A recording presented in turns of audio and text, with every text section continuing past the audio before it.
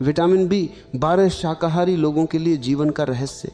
रुको, एक पल के लिए रुको।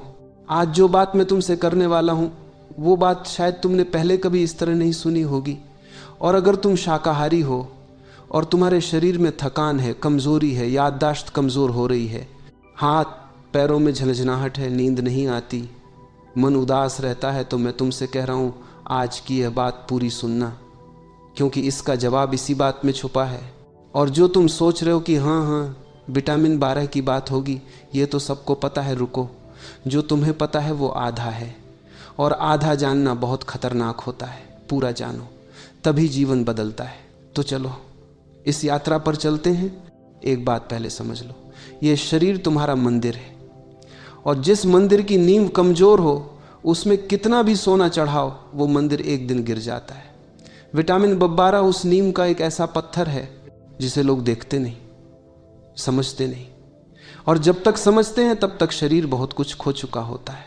अब तुम पूछोगे ये विटामिन 12 है क्या? सुनो, तुम्हारे शरीर में लाखों नसें, करोड़ों कोशिकाएं, हर पल खून बन रहा है, हर पल नई कोशिकाएं जन्म ले रही हैं, हर पल तुम्हारा दिमाग सोच रहा है, महसूस कर रहा है, सपने देख रहा है। ये सब होता कैसे है? ये सब होता है एक बहुत छोटे से अदृश्य से तत्व की वजह से, जिसे विटामिन 12 कहते हैं। यह विटामिन तुम्हारी नसों के चारों तरफ एक सुरक्षा कवच बनाता है जिसे मेलिन शीथ कहते हैं। अगर यह कवच टूट जाए तो नसें नंगी हो जाती हैं, और नंगी नस का मतलब है दर्द, झनझनाहट, सुन्नपन, कमजोरी। यह विटामिन तुम्हारे डीएनए को बनाने में मदद करता है, यानी तुम्हारी हर नई कोशिका के जन्म में इसका हाथ है। ये विटामिन तुम्हारे खून में लाल रक्त कणिकाओं को बनाता है। इनकी कमी मतलब खून की कमी, थकान, चक्कर, सांस फूलना, और सबसे ज़रूरी ये विटामिन तुम्हारे दिमाग का पोषण है। इसकी कमी मतलब भूलना, उदासी, डिप्रेशन, एंग्जाइटी। क्या आप समझे? ये कोई साधारण विटामिन नहीं है, ये तुम्हारे जीवन की धड़कन है। अब एक दर्दनाक सच्चाई सुनो। शाकाहारी लोगों में और भारत में शाकाहारियों की संख्या बहुत बड़ी है। विटामिन 12 की कमी एक महामारी की तरह फैल रही है। चुपचाप, बिना आवाज़ के, बिना दर्द के शुरुआत में लोग थके हुए हैं। लोग कहते हैं बहुत थकान होती है, लोग कहते हैं याददाश्त कमज़ोर हो रही है, लोग कहते हैं हाथ पैर सुन्न हो जाते हैं, लोग कहते हैं बिना कारण उदासी आती ऐसे है। और वे सोचते हैं उम्र हो रही है, काम का बोझ है, नींद कम है। नहीं, रुको, इसमें से बहुत कुछ 12 की कमी है, और इसका इलाज भोजन में है, प्रकृति में है, तुम्हारे आस पास है। तो आज हम बात करेंगे उन शाकाहारी भोजनों की जो विटामिन 12 से भरपूर है। लेकिन सिर्फ लिस्ट नहीं दूंगा मैं, उसके पीछे का विज्ञान भी बताऊंगा, उसके पीछे का जीवन दर्शन भी बताऊंगा, क्योंकि जानना काफ़ी नहीं, समझना ज़रूरी है। और जो समझता है वो बदलता है। पहले ये समझो कि 12 कहाँ से आता है प्रकृति में। विटामिन 12 असल में एक बैक्टीरिया बनाता है। ये विटामिन न तो पौधों में होता है न जानवरों में स्वाभाविक रूप से। ये उन सूक्ष्म जीवों में होता है जो मिट्टी में, पानी में, जानवरों की आंतों में रहते हैं। जानवर इन बैक्टीरिया को खाते हैं घास के साथ, मिट्टी के साथ, और इस तरह उनके शरीर में 12 जमा हो जाता है। पुराने ज़माने में जब लोग मिट्टी में उगी सब्जियां धोकर नहीं बल्कि थोड़ी मिट्टी के साथ खाते थे, तब उन्हें 12 की कमी नहीं होती थी। जब नदी का पानी पिया जाता था तब उसमें वो सूक्ष्म जीव होते थे जो 12 देते थे। आज सब कुछ साफ है, बहुत साफ, इतना साफ कि शरीर को ज़रूरी चीज़ें भी नहीं मिलती। ये पैराडॉक्स है जीवन का। कभी कभी बहुत ज़्यादा सफाई भी नुकसान करती है। अब आते हैं उन खाद्य पदार्थों पर जो शाकाहारी लोगों को 12 दे सकते हैं। दूध और दूध से बनी चीज़ें, ये शाकाहारियों के लिए 12 का सबसे बड़ा और सबसे सुलभ स्रोत है। लेकिन रुको, इसे बस इतना मत समझो, इसके पीछे जो विज्ञान है वो जानो। गाय का दूध, प्रकृति का अमृत। गाय जब घास खाती है और उस घास में मिट्टी के वो बैक्टीरिया होते हैं, तब वो बैक्टीरिया उसकी आंत में 12 बनाते हैं, और ये 12 उसके दूध में आता है। एक गिलास पूरे दूध में लगभग 0.9 से 1.2 माइक्रोग्राम विटामिन 12 होता है, और एक वयस्क इंसान को रोजाना 2.4 माइक्रोग्राम बारह चाहिए। तो अगर तुम रोज 2 गिलास दूध पियो तो तुम्हारी बबारह की जरूरत का बड़ा हिस्सा पूरा हो जाता है। लेकिन, और ये बहुत जरूरी लेकिन है, आजकल जो दूध बाजार में मिलता है वो अक्सर होमोजेनाइज्ड और पास्चराइज्ड होता है। इस प्रक्रिया में कुछ बबारह नष्ट हो जाती है। इसलिए अगर संभव हो तो देसी गाय का ताज़ा दूध पियो। और जो लोग कहते हैं दूध नहीं पचता, उनसे कहूँगा कि ठंडा दूध पीने की बजाय गर्म दूध पियो, उसमें थोड़ी हल्दी मिलाओ। हल्दी वाला दूध न सिर्फ बबारह देता है बल्कि इन्फ्लेमेशन भी कम करता है, शरीर को शांति देता है। दही जीवित भोजन। अब बात करते हैं दही की। दही में जो है वो दूध से भी ज़्यादा शक्तिशाली है एक तरह से, क्योंकि दही में जो बैक्टीरिया होते हैं लैक्टोबैसिलस, वो भी बारह बना सकते हैं। यानी दही खुद बारह का उत्पादन करता है। दही में लगभग 0.9 से 1.3 माइक्रोग्राम बारह प्रति 100 ग्राम होती है। लेकिन यहाँ एक बड़ी बात है, दही में जो प्रोबायोटिक्स है वो तुम्हारी आंत को स्वस्थ रखते हैं, और जब आंत स्वस्थ होती है तो शरीर बबारह को ठीक से अब्जॉर्ब करता है। तो दही दोहरा काम करती है, बबारह देती है और बबारह को अब्जॉर्ब करने में मदद भी करती है। रोजाना 1 कटोरी दही खाओ, लेकिन घर का बना दही, बाजार का फ्लेवर्ड दही नहीं। उसमें इतनी चीनी होती है कि फायदे से ज़्यादा नुकसान होता है। पनीर प्रेम से बना भोजन। पनीर भारतीय घरों का प्रिय भोजन। 100 ग्राम पनीर में लगभग 0.8 से 1 माइक्रोग्राम बारह होती है। पनीर बनाने में दूध की बड़ी मात्रा लगती है, इसलिए उसके पोषक तत्व भी कॉन्सेंट्रेट हो जाते हैं। पनीर में बबारह के साथ साथ कैल्शियम, प्रोटीन और हेल्थी फैट्स भी होते हैं। लेकिन पनीर को तेल में तला हुआ खाना जैसे रेस्तरां में होता है, ये उसके गुणों को कम कर देता है। पनीर को हल्का भूनकर या कच्चा सलाद में या हल्के मसालों के साथ खाओ। छाछ जो राजा भी पिया करते थे, छाछ, मट्ठा, बटर मिल्क, ये दही से बना एक ऐसा पेय है जो भारतीय परंपरा में सदियों से है और इसके गुण अपरंपर है। छाछ में बबारह होती है, छाछ में प्रोबायोटिक्स होते हैं, छाछ पाचन को दुरुस्त करती है। गर्मियों में रोज 1 गिलास छाछ, इसमें थोड़ा जीरा, थोड़ा नमक, थोड़ा पुदीना। ये सिर्फ पेट की बात नहीं, ये पूरे शरीर की देखभाल है। अब एक बड़ा खुलासा जो बहुत कम लोग जानते हैं, क्या तुम जानते हो कि तुम्हारा शरीर खुद भी बबारह बना सकता है? हाँ, तुम्हारी बड़ी आंत में ऐसे बैक्टीरिया रहते हैं जो बबारह बना सकते हैं। लेकिन समस्या यह है कि ये बबारह बड़ी आंत में बनती है और शरीर बबारह को छोटी आंत से अब्जॉर्ब करता है। यानी बनती है एक जगह, काम आनी चाहिए दूसरी जगह, और रास्ता एक ही दिशा में है। इसीलिए आंत का स्वास्थ्य बेहद ज़रूरी है।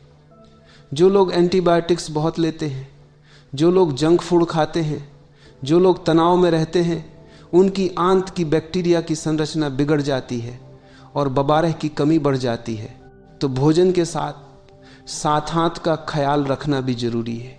अब बात करते हैं एक ऐसी चीज़ की जिसे बहुत कम लोग जानते हैं, लेकिन जो बारह का खजाना है, न्यूट्रिशनल यीस्ट, पोषण का खजाना। न्यूट्रिशनल यीस्ट ये एक निष्क्रिय खमीर है। ये बाजार में मिलता है, आजकल ऑनलाइन भी मिलता है, और ये फोर्टिफाइड होता है, यानी इसमें जानबूझकर बबारह मिलाई जाती है। 2 बड़े चम्मच न्यूट्रिशनल यीस्ट में 2.4 माइक्रोग्राम तक बबारह हो सकती है, यानी पूरे दिन की ज़रूरत। इसका स्वाद थोड़ा चीज़ जैसा होता है। इसे दाल में मिला सकते हो, सूप में मिला सकते हो, सब्जी में डाल सकते हो।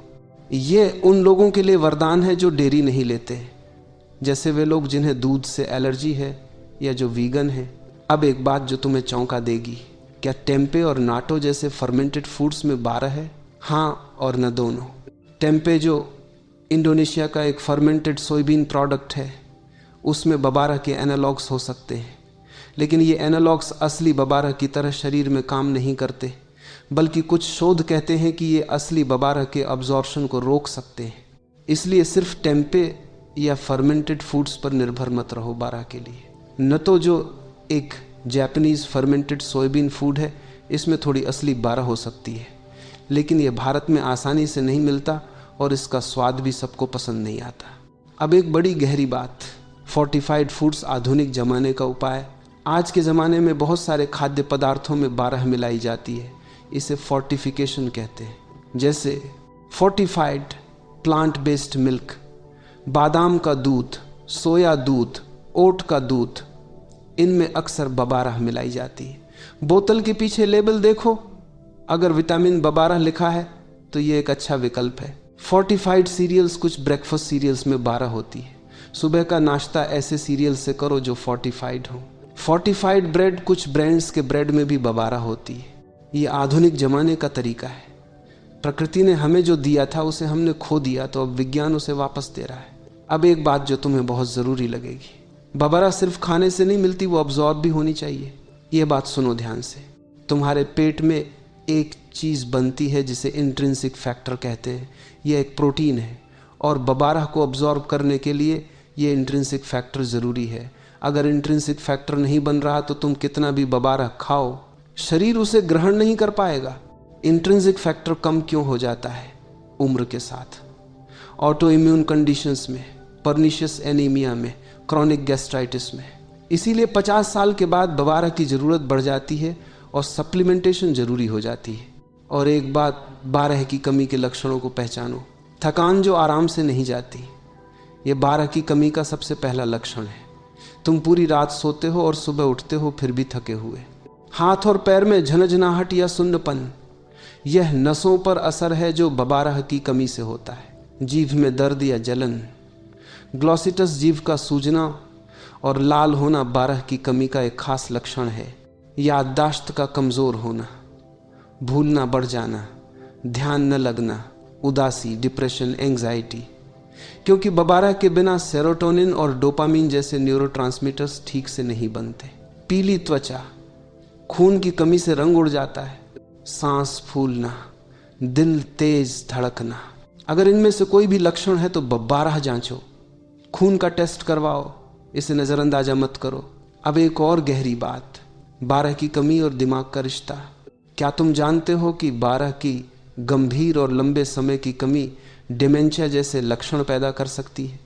यानी वो भूलने की बीमारी जो बूढ़े लोगों में होती है, उसका एक बड़ा कारण 12 की कमी हो सकती है।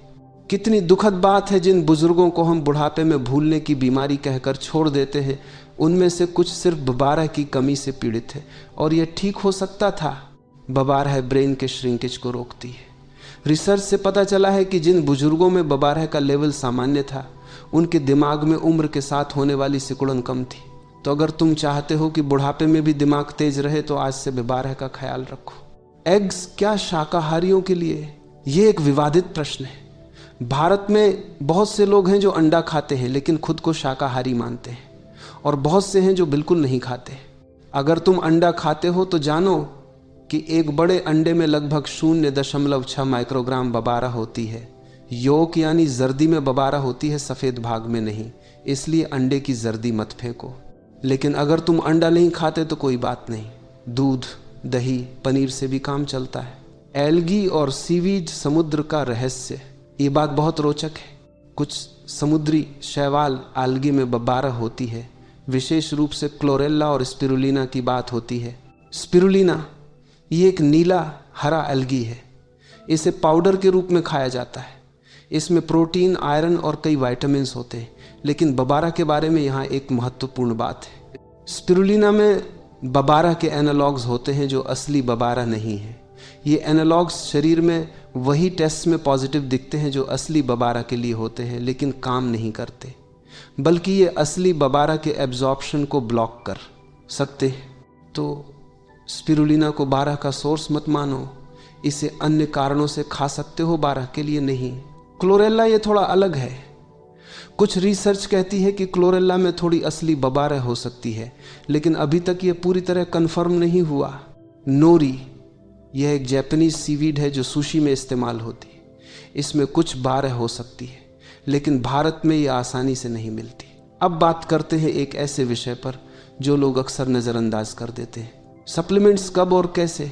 अगर तुम पूरी तरह वीगन हो, यानी न दूध, न दही, न पनीर, न अंडा, तो सिर्फ भोजन से बबारह मिलना बहुत मुश्किल है। ऐसे में सप्लीमेंट्स जरूरी हो जाती हैं। लेकिन सप्लीमेंट खाने से पहले खून की जांच करवाओ। सीरम बबारह लेवल चेक करो। सामान्य 12 लेवल होता है 200-900 पिकोग्राम्स पर ml। अगर तुम्हारा लेवल 200 से कम है तो तुम्हें सप्लीमेंटेशन की ज़रूरत है। बबारह के सप्लीमेंट्स 2 फॉर्म में आते हैं, साइनोकोबालामिन और मेथिलकोबालामिन। मेथिलकोबालामिन ये बबारह का वो रूप है जो शरीर सीधे यूज़ कर सकता है। दिमाग और नसों के लिए ये ज़्यादा फायदेमंद माना जाता है। साइनोकोबालामिन ये सस्ता और स्टेबल फॉर्म है, शरीर इसे मेथिलकोबालामिन में कन्वर्ट करता है। डॉक्टर से सलाह लेकर ही सप्लीमेंट शुरू करो, क्योंकि डोज सबके लिए अलग होती है। अब एक बहुत महत्वपूर्ण बात, बबारह और फोलिक एसिड का रिश्ता, ये दोनों साथ काम करते हैं। अगर फोलिक एसिड ज़्यादा हो और बबारह कम हो तो फोलिक एसिड बबारह की कमी को छुपा सकता है खून के टेस्ट में, यानी खून सामान्य दिखता है लेकिन नसों में नुकसान होता रहता है। ये बहुत खतरनाक है। इसीलिए जब भी 12 चेक करो, फॉलिक एसिड भी साथ चेक करो। और मल्टीविटामिन टैबलेट्स में अक्सर दोनों होते हैं, ये अच्छा है लेकिन अनुपात सही होना चाहिए। अब कुछ और बातें जो रोज़मर्रा की ज़िंदगी में काम आएंगी। भोजन पकाने का तरीका बबारह को अफेक्ट करता है। बबारह हीट सेंसिटिव होती है, यानी जब तुम दूध को बहुत देर तक उबालते हो या पनीर को बहुत ज़्यादा तलते हो तो बबारह नष्ट होती है। इसलिए दूध को एक उबाल से ज़्यादा मत उबालो, एक बार उबाल आए बस बंद कर दो। दही को कभी गर्म मत करो, दही हमेशा कमरे के तापमान पर या ठंडी ही खाओ। पनीर को हल्का पकाओ, ज़्यादा देर तेज़ आंच पर मत रखो।